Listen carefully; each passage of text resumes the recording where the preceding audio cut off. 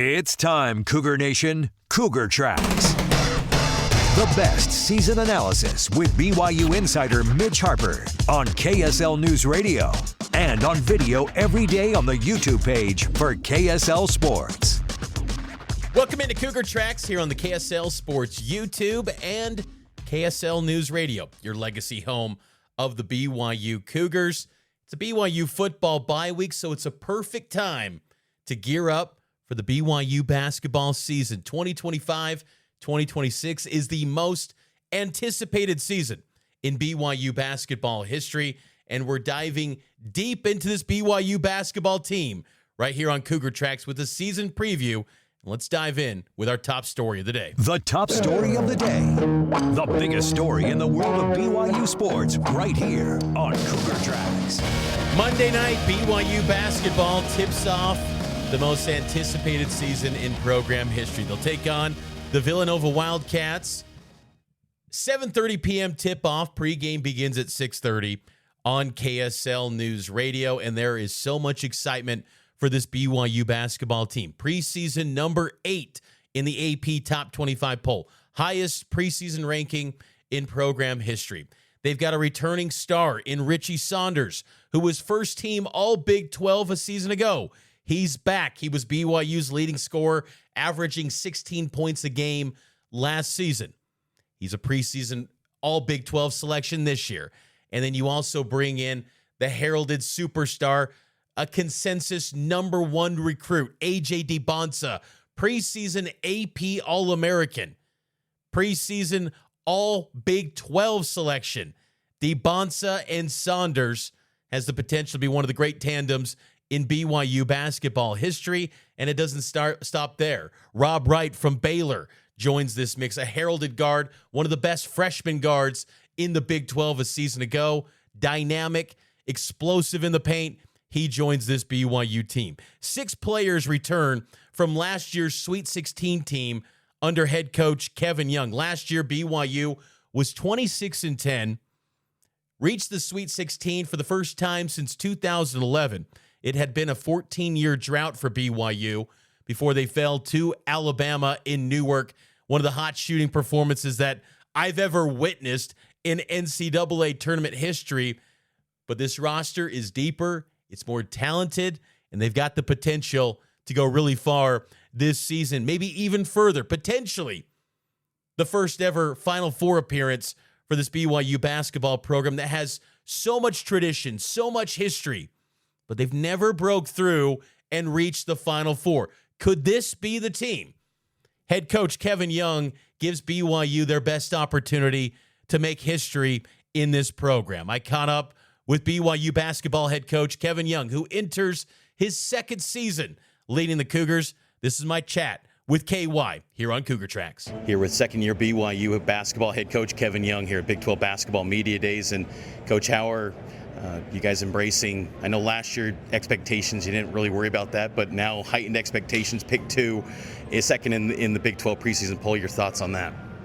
I mean, I just think it's a testament to what some of our guys who are coming back from last year did, along with the guys we added. So, I'm happy that they got recognized, but at the same time, it doesn't mean a thing. And we've talked about that with the guys. I mean, our recipe is the same as it was last year in terms of how we go about our work. Now, the team's different. Some of the schemes are a little bit different, but in terms of just showing up every day and trying to get better each and every day, that's something that this team has really dug and sunk their teeth into. How is this team going to change defensively compared to last season? Well, number one, we just have a lot more guys that can guard one-on-one. I think we'll be able to just keep our man in front of us a little bit more than we did last year, probably have to help a little bit less. And so we're still learning. I'm still learning what that means just for some of the schemes that we like to implement. And being able to adjust given the type of defenders that we have across the board. I think we're a little bit longer. Obviously the foot speed's a little bit better. So I think that's probably where it rears its head the most, but still trying to figure out how that exists within our schemes. You've got a deep roster once again. Is it safe to assume with the top end talent, maybe not going to go 11-man rotation this year? Would you expect?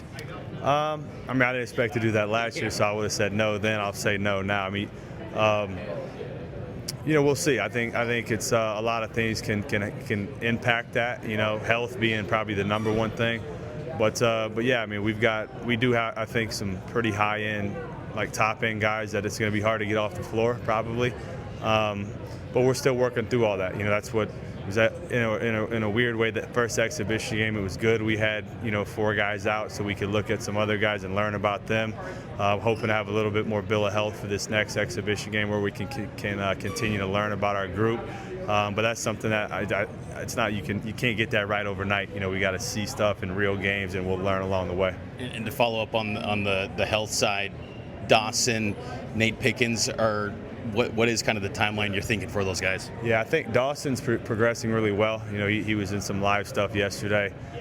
He's on a good track. Nate's a little bit slower, so we're still, I don't know honestly on him. But Dawson, I'd expect to be out there, in live play, sooner than later. And AJ Dybantsa and Richie Saunders, 2 first-team All Big 12 guys.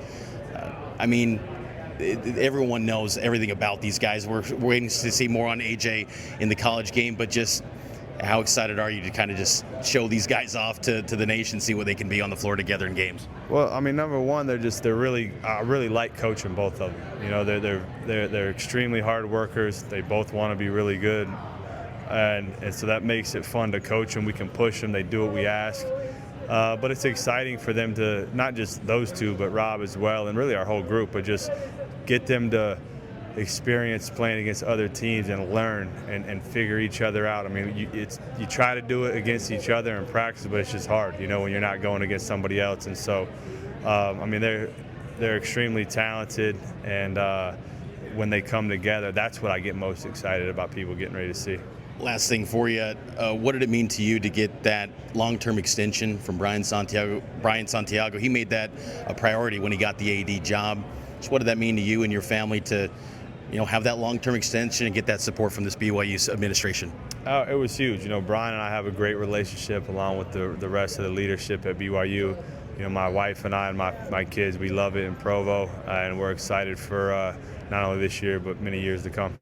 And that's BYU basketball head coach Kevin Young here on Cougar Tracks, a season preview edition of the show. KY is the man. He has the potential to really change the game, not only at BYU, but I believe in all of college basketball. He adapts quickly. He's innovative. He's forward-thinking. He is big time. Cougar Nation should be thrilled to have Kevin Young leading this program, because if anyone can get BYU through to the heights that they've been craving for years, I believe it's Kevin Young to get that done. Let's take our first break in this season preview edition of Cougar Tracks here on the KSL Sports YouTube and KSL News Radio. We'll get to season predictions, roster breakdown, and you'll hear from AJ Dybantsa, Rob Wright, Richie Saunders, and more here on Cougar Tracks. It's powered by KSL Sports.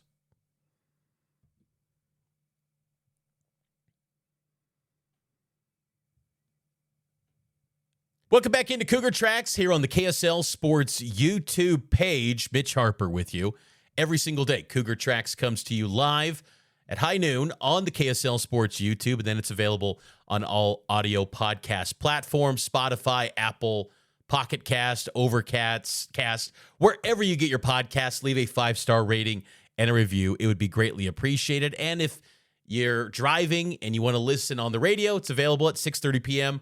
nightly on the legacy home of the Cougars, KSL News Radio. So not everyone returned from last year's roster for BYU. They did lose Cannon Catchings, Dallin Hall. He's gone. They also lose Max Triplett, Townsend Triple, and then, of course, also Elijah Crawford and Yegor Demon, NBA first-round pick, who gives BYU a proof of concept that this can be the pipeline to the NBA. When Kevin Young said that in his introductory press conference to prepare athletes for professional basketball, I think there were some that thought, could that really be done? Myself included. I wondered, BYU, pipeline to the NBA? Really? Is that going to happen? Well, it's already happened in year one, and up entering the season, 28 of the 30 NBA franchises have already descended upon Provo throughout the summer and the spring.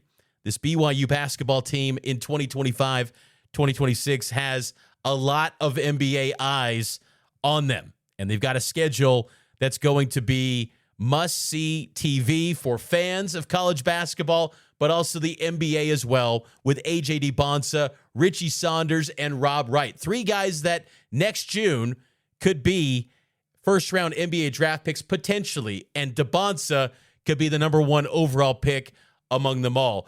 They caught up with reporters at Big 12 Media Day. This is that breakout session, and they first discussed embracing expectations for a season that has so much hype and preseason buzz. How are they handling that? These are Dybantsa, Saunders, and Rob Wright. We've talked a lot about blocking out the noise, just focusing on what we got to do to get better. And yeah, honestly, that's he brought us into the Marriott Center and just showed us a video of KG, the Beats commercial actually.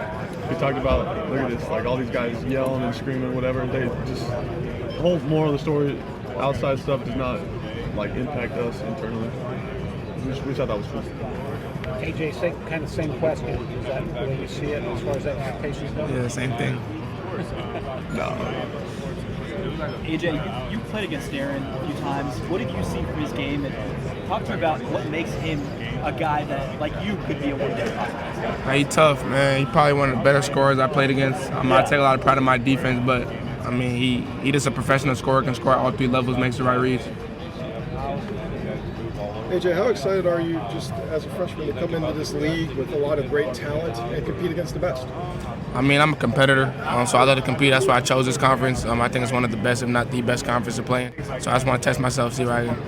And what's it been like for you to play with these teammates of yours and to make them better, but to make you better as well?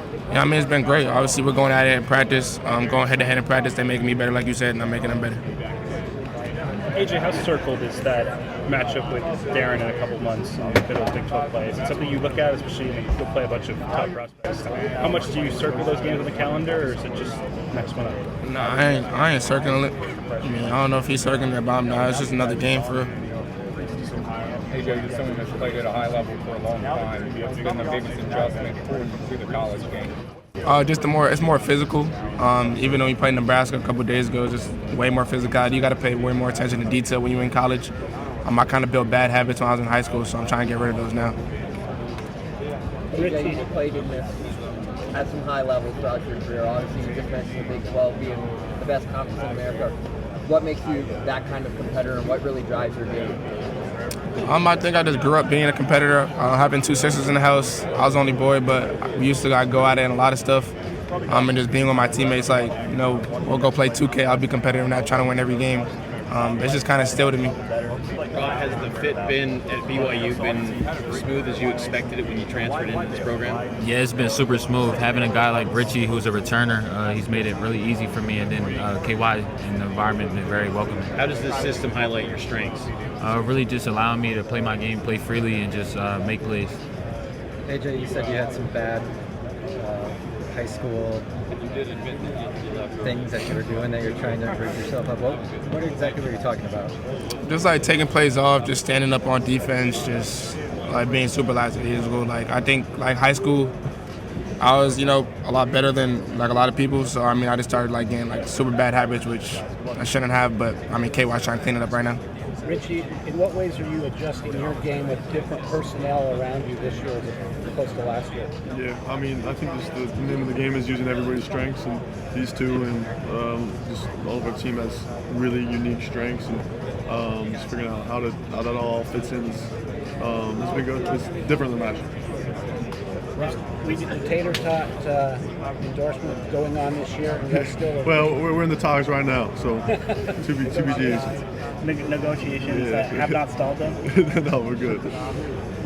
Rob, we didn't get to see you in the scrimmage there on campus, so you played in that first half against Nebraska. So just how was it just kind of making your unofficial, BYU debut, and how are you feeling maybe health-wise?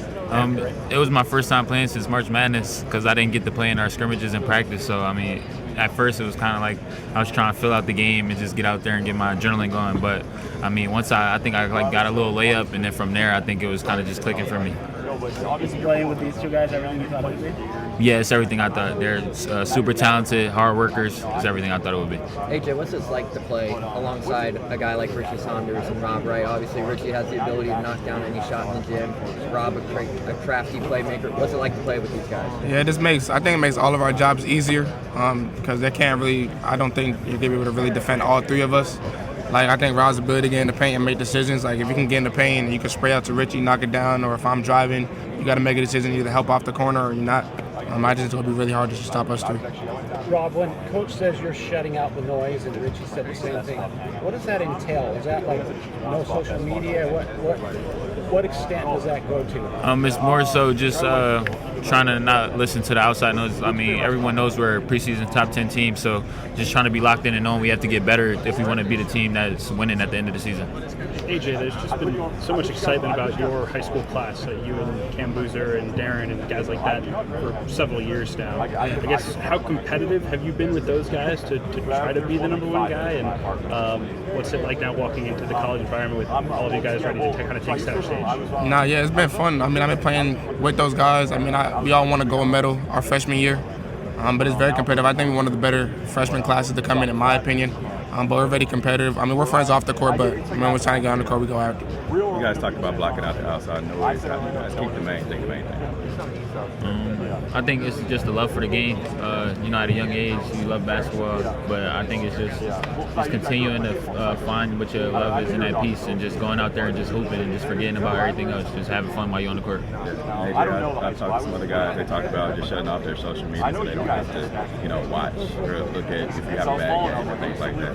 What's your philosophy on that? I mean, I did it. I did it to start the season. Not the season, but to start the school year. I deleted it for a month. I was off all social medias. And I have like a team that runs a lot of stuff to keep my, my brand what it is still. But I try to block it off sometimes, trying to pay attention to it. Is there a person, just for both of you guys, is there a person that, that you're leaning on the most for what they're saying to you, things like that?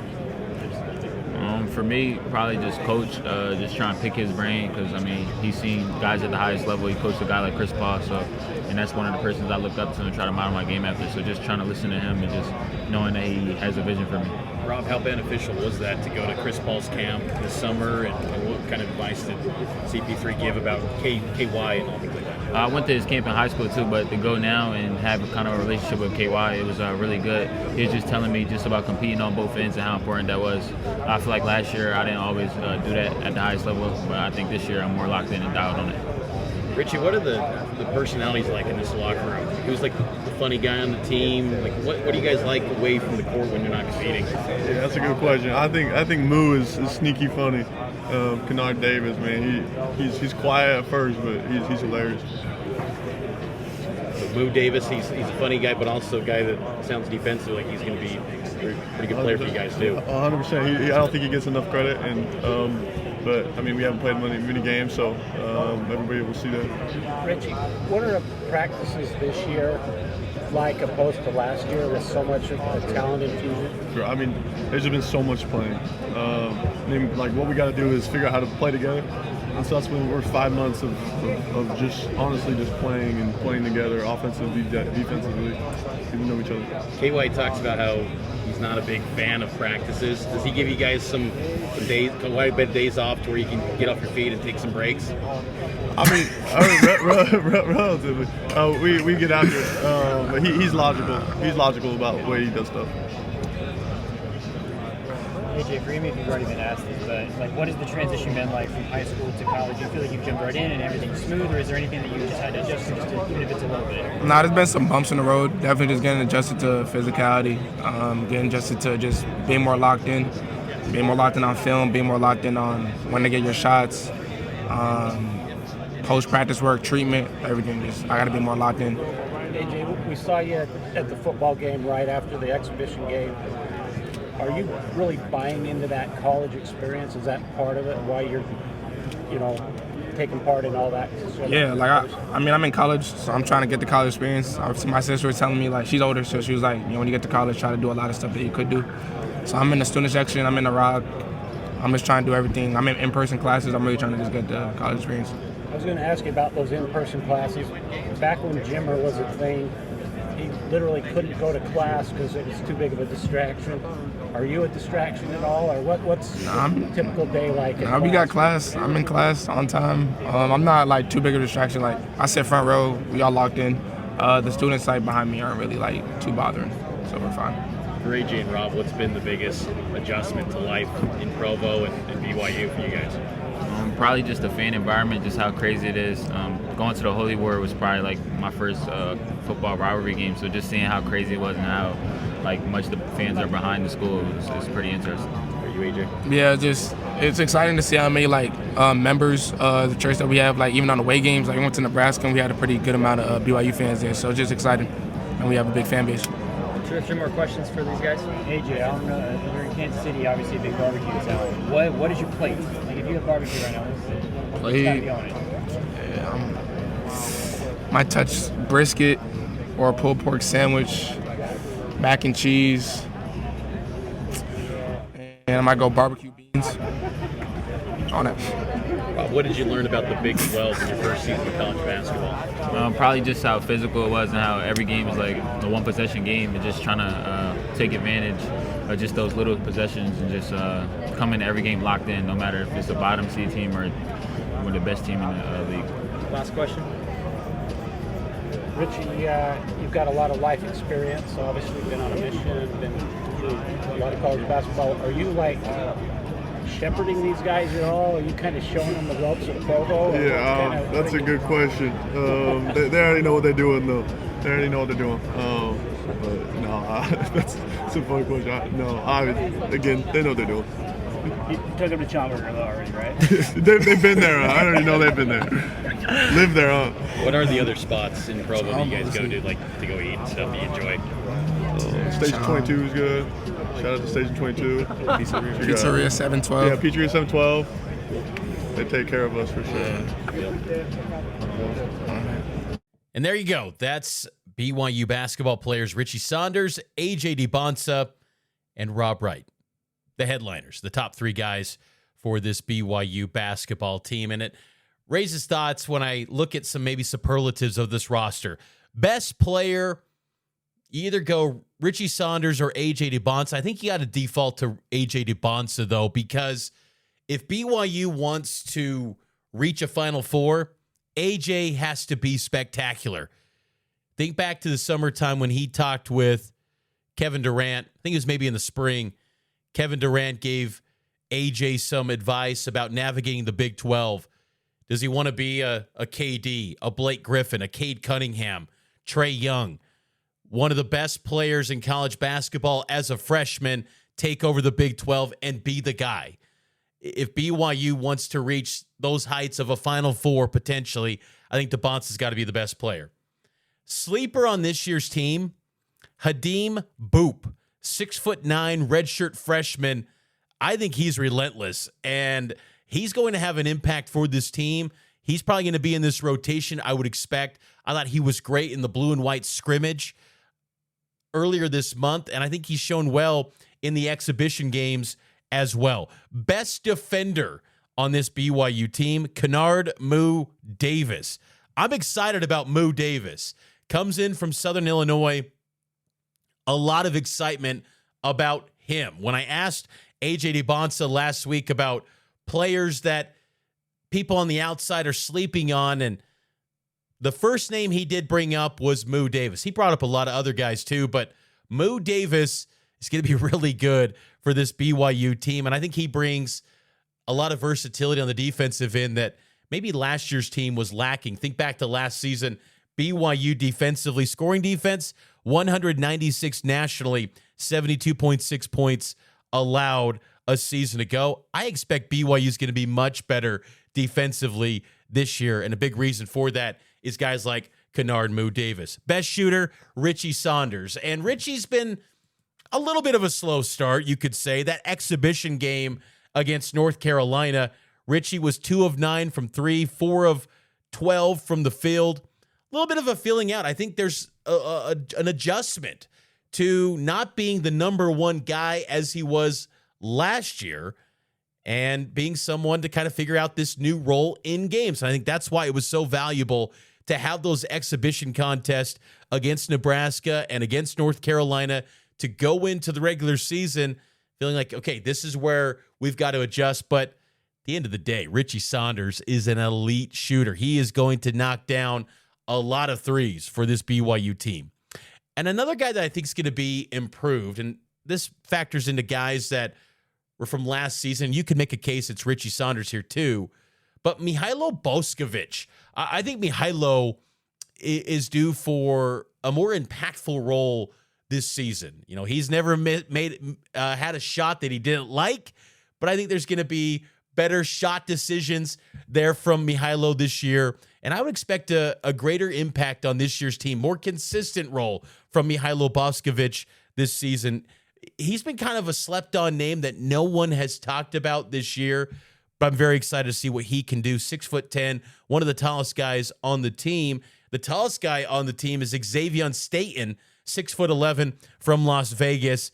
Very intrigued to see what role he has coming off the bench in relief of Akeba Keita, how they utilize him because his length is off the charts. Xavier Staten is going to be a really good player for BYU. He's got a bright future ahead. Let's take our final break. On the other side, I'll get to some season predictions, break down the schedule as it's a BYU basketball season preview edition here on Cougar Tracks on KSL News Radio and the KSL Sports YouTube page.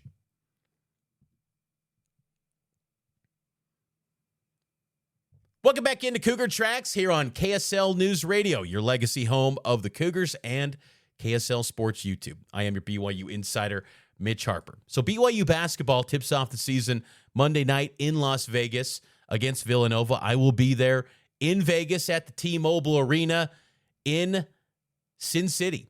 First meeting between BYU and Villanova since 1984. There's no easy games out of the chute like last year. Last year's schedule, there were 5 duds where it's just like you could roll out anything and you're going to win those games and start out 5-0. This year, you got to bring your best right away. And I love that, you know, Brian Santiago, Chris Burgess, Kevin Young, this staff, they said they wanted to level up the non-conference scheduling because last year, despite the great record, BYU was capped at a 6th seed in the NCAA tournament. This team is chasing, you know, maybe a 1 seed, 2 seed, 3 seed, somewhere in that ballpark, and that gives you a better odds and better path to potentially reaching a Final Four. And you look at this schedule, though, and I think you're going to learn a lot about this BYU team, but I think with this schedule, I'm going to say BYU goes 11-2 in non-conference play. The losses, I'd probably say UConn and then maybe a combination of maybe Wisconsin, maybe Clemson, somewhere in there. There's going to be another loss. It's so hard to darn near run the table because some nights you have an off night. And I think an underrated piece to BYU's non-conference schedule, the matchups are awesome. A lot of travel, though. Multiple time zone games, excessive travel for this team. How do they handle that? Very curious to see that. But that BYU-UConn game, Saturday, November 15th, you can listen to that game here on KSL. It'll be a 5 p.m. tip-off, 4 p.m. pregame that day. Hopefully it doesn't conflict with football with BYU and TCU. Hopefully the Cougs in football play a late-night game against TCU, but that is going to be must-see TV. BYU and UConn, I cannot wait for that. The Clemson game in Madison Square Garden, Miami on Thanksgiving, out in Orlando. Awesome schedule. And it's the perfect challenge, too, for this team that feels they can be among the great teams in college basketball this season. So they understood the moment and scheduled up because when BYU joined the Big 12, they were looking to schedule wins. And these past 2 years, that was the approach in non-conference. A lot of it was pre-scheduled from the previous staff, and Kevin Young inherited that. And this year, they leveled it up, and I'm really excited to see. It's unfortunate they can't get some other power conference programs to come to the Marriott Center. Yes, you got the Big 12 schedule, which is electric. It's going to be awesome. But it'd be awesome to see Wisconsin in the Marriott Center. But they got to default to the Delta Center, and that that works out just fine. In Big 12 play, 18-game schedule this year, not 20 games like last season. Smart move by the Big 12. Schedule more opportunities in non-conference to take out other power leagues and boost their metrics and resumes so you're not beating up yourself in conference play. I've got BYU going around 14-4 in Big 12 play, and going into the season, I've got them finishing second in the Big 12. That's where the coaches poll had them too. Houston's a juggernaut, and I'm curious to see how they perform this season with some new faces in that starting five with Chris Senack, who's going to be a heralded freshman and a star in the Big 12. But Houston's kind of ran the gamut on the Big 12 where they've dominated by multiple games. Typically, that doesn't happen. Usually 3, 4, 5 losses can sometimes win the Big 12. I think BYU's going to be hovering, though. I think they're going to have a chance to be in the mix to win the Big 12. And I've got BYU finishing 25-6 in the regular season. And I'm going to say that's going to be good enough for a 2 seed in the NCAA tournament. If we think this non-conference schedule is as tough as it's going to be, potentially, if that holds up, I think 25-6 can get you the 2 seed line, which would be the highest seed in program history. The highest that BYU's ever had is a 3 seed twice in program history. So a 2 seed would make history for the Cougars. And it's hard to forecast where BYU will end up or any team will end up in March until you see an actual bracket. But I really believe BYU's got the tools to be a Final Four team this year. I really do. And maybe even good enough to get to Monday night and have a chance to climb the Werner ladder and cut down the nets. I think this BYU team is balanced. I don't want to try to get all blue goggled and say they've arrived and this is going to be a coronation season for BYU hoops, but I just love how this roster was constructed with great guard play. You've got size in the front court, explosive front court with a guy like Keba Keita, who so underrated, but he returns. He was a leading rebounder last season for BYU, 7.9 boards per game. I mean, on any given night, he could get you a dozen rebounds with ease. Keita is spectacular on the glass, and he never wavered. He always was planning to run it back for BYU in his senior season. I'm really looking forward to see what jumps Keita takes in his evolution this season. I also just think, too, that the offense is going to be good. I think it's going to be one of the best offenses in college basketball. But as I noted earlier, the underrated piece to this team is, I think, defensively and the options that they have. Now, they've got to get healthy. As you heard in that interview with Kevin Young a little bit earlier, Nate Pickens, timeline's a little bit longer, kind of to be determined on him, because you kind of look at him as a senior and say that could be your backup point guard to Rob Wright. Dawson Baker's someone that, if he's healthy, he's someone that Kevin Young trusts to be a bucket getter for this team. BYU's got so many options. But ultimately, though, AJ Dybantsa, Richie Saunders, and Rob Wright have to carry this thing. And they've got the luxury of having a handful of guys that, could be the star on a given night. But more times than not, those three have to be elite for BYU. And I think they will. What you've seen so far from AJ Dybantsa, 30 points in his first college game in an exhibition against Nebraska. His ability to just find a way to get to the line. I don't think BYU's ever had a player in program history that will be able to draw contact and fouls and get to the line like Dybantsa. And this is a team that, unlike last year where KY and his staff had to draw up so many different sets and looks for this team to get shots off, and the spacing was so key for this group, this year it doesn't have to be that way all the time. Dybantsa can just go get you a bucket. Same with Rob Wright. And Richie, too. This is a talented team. And I think what's interesting to me about this BYU squad is that they're going to go up against a lot of great teams in college basketball this year. But at no point in any matchup do you feel like BYU is outclassed in terms of personnel, in terms of resources, in terms of staff. Everything is there for BYU to compete with the who's who in the sport. Now it's just a matter of making it happen and do it and go out and perform at a high level. And so far, Kevin Young has delivered these proof of concepts that have been translating to actual results for this BYU team, and it's pretty exciting to see. Now, there's going to be some adversity along the way. Last year's team, it was not always smooth sailing for this BYU team. I remember they were down, 14 points at Colorado, had a huge 39-6 run that really changed the fortunes of the season. It hasn't always been smooth sailing. At some point, this team will face adversity, and I'm really curious to see how this group responds to that, because I thought that locker room last year was a strength for that team to reach the Sweet 16. This year's team's got more talent. There's no doubt about that. But that locker room and bringing everything together, that's going to be important, I think, for Kevin Young to coach that. And he's acknowledged that too, because talent-wise on the court product, there's no denying the potential and the talent and the ability of this team and the way that KY coaches in game. I mean, that's when he's digging into his bag and he's at his best, because I'm sure he's tired of the grind of all these practices. Like, let's get to the games already and get on with it. And so that's when KY is at his best. But, I mean, he's always been doing some great things this entire year for BYU. And since he took this job, he's really reinvented the program of how people look at BYU basketball nationally. It's an exciting time for Cougar Hoops, and it's going to be an incredible season to follow, and we'll be covering it every step of the way here on Cougar Tracks, and you can listen to all of the games here on KSL News Radio. But that's going to do it for this edition of Cougar Tracks. We'll be back tomorrow, and then again, Monday night, Cougs and Wildcats, BYU Villanova, tip-off at 7:30 from Vegas, pregame at 6:30 right here on KSL News Radio. Talk to you tomorrow here on Cougar Tracks.